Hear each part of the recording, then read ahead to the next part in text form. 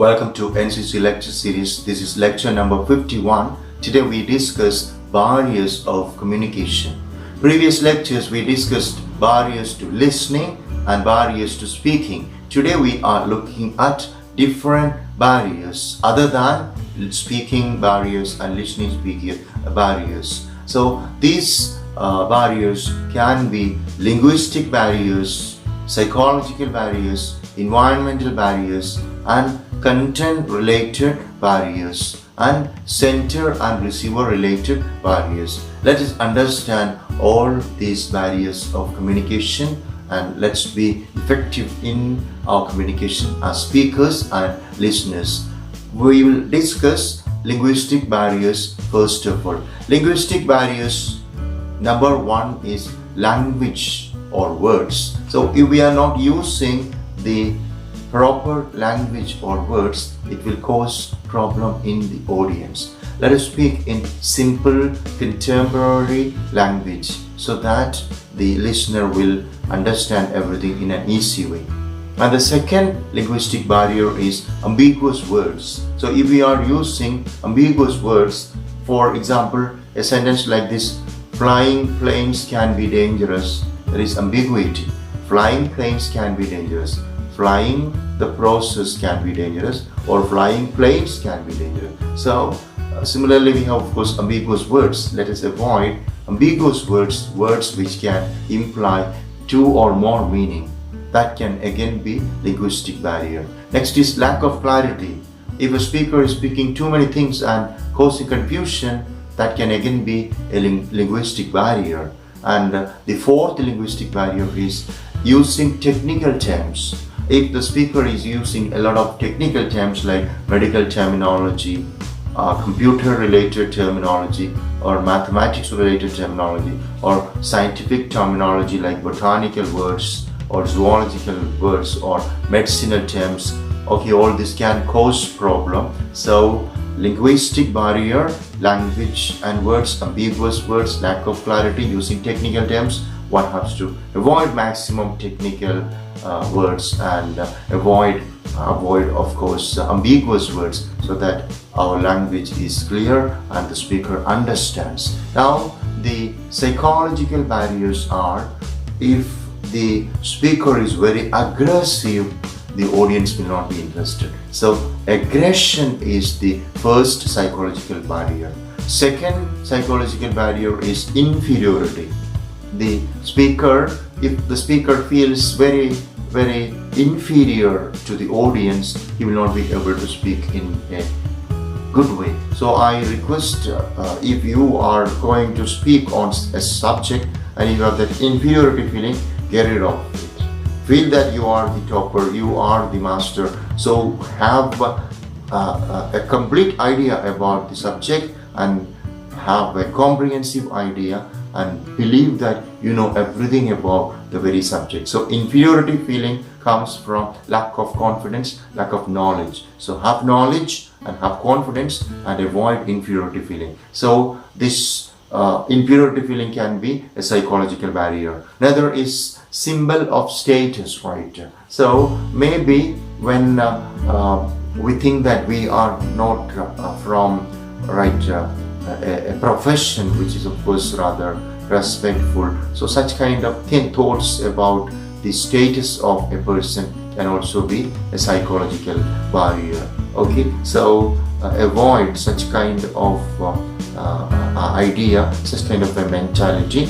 And next is of course hierarchy. Hierarchy is the next psychological barrier. So if the speaker is the commanding officer, or if the speaker is of course from very authoritative position, the listeners will not be able to be rather relaxed and they won't be able to completely engage in the discussion. So hierarchy is again that feeling of right. So maybe the speaker can also just refer like, I am very powerful, you are all subordinates. So such kind of attitude can also create problem in the communication process. So psychological barrier number 4 is hierarchy. And fifth psychological barrier is memory. If the speaker as well as the listener do not have good memory, it can lead to problems, lack of communication. So one has to ensure that we have good memory. So there are of course a lot of techniques to improve memory, like meditation. Meditation is a good method, or practice meditation, you will improve your memory. So memory can be another psychological barrier. So maybe the speaker thinks that, oh, I don't remember everything, I forget everything. Similarly, the listener also think that I don't remember everything. So that will again lead to tension and worry. So memory is again another psychological barrier. And the next barrier to communication is, that is psychological barrier, is disinterest. Disinterest of the speaker and disinterest of the listener can just cause barrier. Okay, so be involved, completely involved, and have interest in the lecture when you speak about something, so also when you listen. So these are the 6 barriers to communication, especially effective communication, psychological barriers. Now we listen to the environmental barriers. There are 7 environmental barriers to effective communication. Number 1 is disturbance or sound. Okay, so I'm speaking right now. If too much noise comes from outside, come from behind me, from all around, I cannot focus on what I speak. So disturbance or sound can be. So it could again be any kind of disturbance. Disturbance from maybe a visitor, disturbance from the mobile phone, disturbance from, of course, sounds. It will be environmental barriers. So we should ensure that we are speaking in a very good place, like the hall or the classroom. It should be totally free from any kind of interruption, sounds, etc. If there are sounds from outside, speaker will not be able to speak, so also the listener, right? So environmental barrier number 1 is disturbance or sound. Environmental barrier number 2 is environmental changes. Like now we have too much bright light of the sun, suddenly it becomes a cloudy day. Okay, suddenly it becomes rainy, there is so much of wind, and all these environmental changes, okay, or other lack of power, lack of light, lack of sound, mic system not functioning, all these environmental changes can also be a barrier to effective communication. Now the next barrier to effective communication under environmental barriers is lack of ventilation. The room has to, either it should be centralized AC or it should have proper ventilation. Proper flow of air must be there. Otherwise, it will lead to discomfort in the speaker and, of course, the listener. And the next environmental barrier is lack of space.